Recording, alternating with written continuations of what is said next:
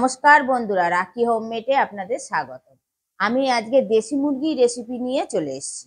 আমি আজকে বানাবো শালগম দিয়ে দেশি মুরগির ঝোল। কেমন ভাবে বানাবো সেই ভিডিওটা আপনারা দেখতে থাকুন।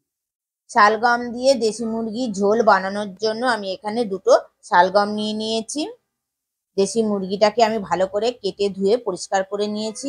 পেঁয়াজ, আদা, রসুন আর কাঁচা লঙ্কা একসঙ্গে আমি পেস্ট করে নিয়েছি। পরিমাণ মতন আলু কেটে নিয়েছি, টমেটো কেটে নিয়েছি, একটা পেঁয়াজ কেটে নিয়েছি, জিরে গুঁড়ো, ধনে গুঁড়ো, হলুদ, কাশ্মীরি লঙ্কা, গোটা গরম মশলা, দুটো তেজপাতা নিয়ে নিয়েছি, পরিমাণ মতন নুন নিয়ে নিয়েছি, পরিমাণ মতো ধনেপাতা কেটে নিয়েছি। রান্নাটা আমি সাদা তেলে করব। মূল রান্নায় ফিরে এলাম। গ্যাসটা জ্বালিয়ে দিয়ে কড়াটা বসিয়ে দিয়েছি। কড়াইতে আমি পরিমাণ মতন সাদা তেল দেব। সাদা তেল দিয়ে প্রথমে আমি আলুগুলোকে ভেজে নেব। তেলটা গরম হয়ে গেছে, আমি আলুগুলোকে দিয়ে দিলাম। আলুটা ভাজার জন্য আমি ছোট চামচের 1 চামচ নুন দিলাম।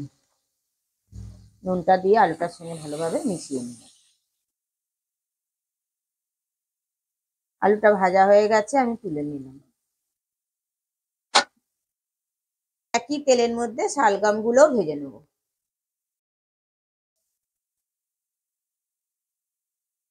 হাফ চামচ নুন দিলাম আর হাফ চামচ হলুদ দিলাম,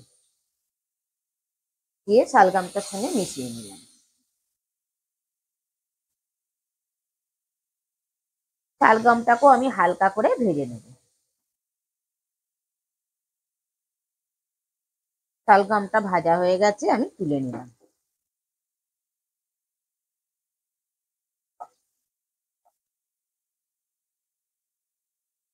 আর ওই একই তেলের মধ্যে আমি মাংসটাকেও দিয়ে দিলাম।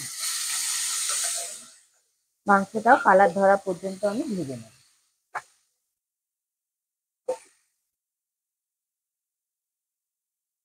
মাংসটা ভাজার জন্য আমি ছোট চামচের 1 চামচ নুন দিলাম আর হাফ চামচ হলুদ দিলাম। নুন আর হলুদটাকে আমি মাংসটার সঙ্গে মিশিয়ে নিলাম। মিশিয়ে নিয়ে আমি কিছুক্ষণের জন্য ঢেকে দিলাম। কিছুক্ষণ বাদে ঢাকাটা খুলে দিলাম। জল কিরকম ছেড়ে গেছে, ঢাকা দেওয়ার দরুন মাংসটার থেকে কতটা জল ছেড়ে গেছে। মাংসটা ভাজা হয়ে গেছে, মাংসের কালারটাও চেঞ্জ হয়ে গেছে। আমি মাংসগুলোকে আমি একটা পাত্রের মধ্যে তুলে নিলাম। এবার ওই একই কড়ার মধ্যে আমি আরো কিছুটা পরিমাণ সাদা তেল দিলাম।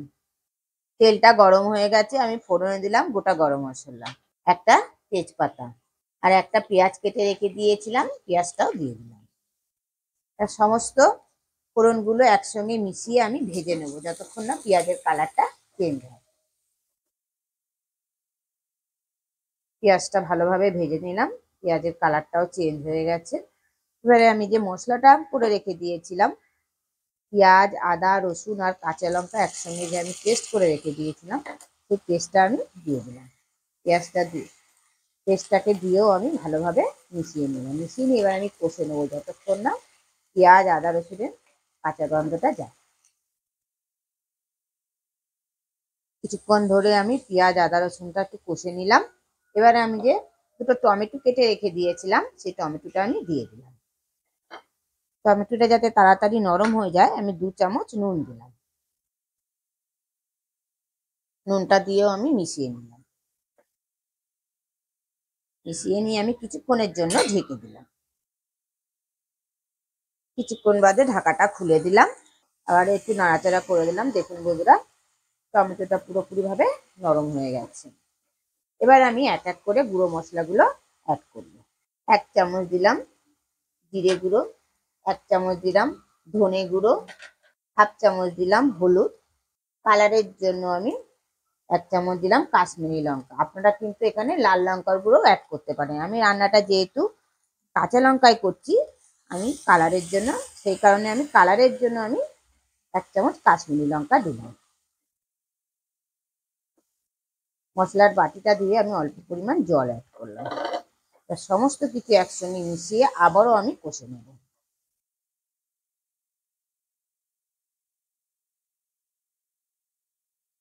কিছুক্ষণের জন্য ঢেকে দিলাম। কিছুক্ষণ বাদে ঢাকাটা খুলে দিলাম। খুলে দিয়ে সমস্ত মশলা আবার একসঙ্গে আমি ভালোভাবে কষে নিলাম। কষে নিয়ে আমি এবার যে মাংসটা ভেজে রেখে দিয়েছিলাম, মাংসটা এবার আমি দিয়ে দিলাম। মাংসটা দিয়েও আমি মশলাটার সঙ্গে ভালোভাবে মিশিয়ে নিলাম। নিয়ে অল্প পরিমাণ আমি একটু জল অ্যাড করলাম, যাতে আমি মাংসটা মশলাটার সঙ্গে ভালোভাবে কষতে পারি। জলটাকে দিয়ে মশলাটার সঙ্গে ভালোভাবে মিশিয়ে নিয়ে এবার আমি আবারও ভালো করে মাংসটার সঙ্গে মশলাটা কষবো।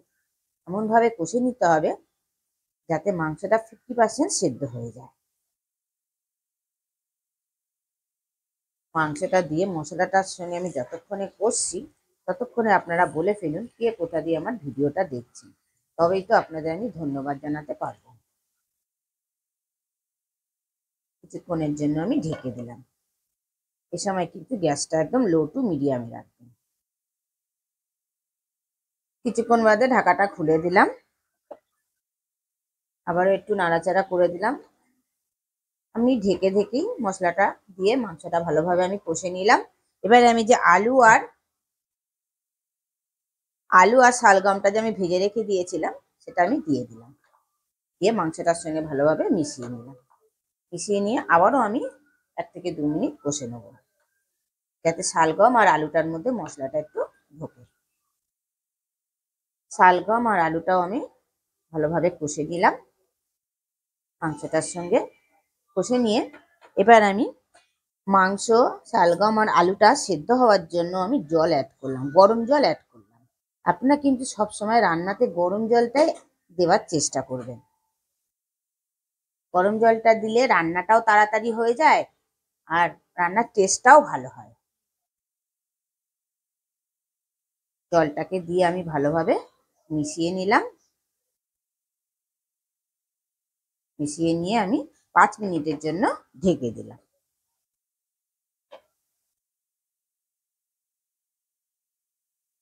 যেহেতু আমি এটা ঝোল বানাচ্ছি, জলটা ওই জন্য আমি একটু বেশি করেই দিলাম। আর আপনারা যে যতটা ঝোল রাখবেন সেই অনুযায়ী আপনারা জলটা দেবেন।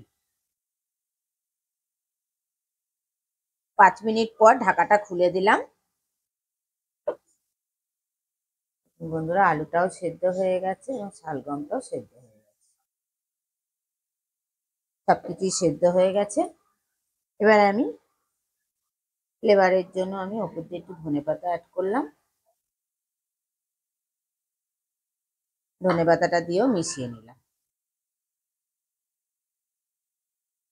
মিশিয়ে নিয়ে আমি গ্যাসটা অফ করে দিলাম। আবারও 2 থেকে 3 মিনিট আমি স্ট্যান্ডিং টাইমে রেখে দিলাম। 2 থেকে 3 মিনিট স্ট্যান্ডিং টাইমে রাখার পর ফিরে এলাম। শালগম দিয়ে দেশি মুরগির ঝোলটা আমার পরিবেশনের জন্য অলমোস্ট কমপ্লিট।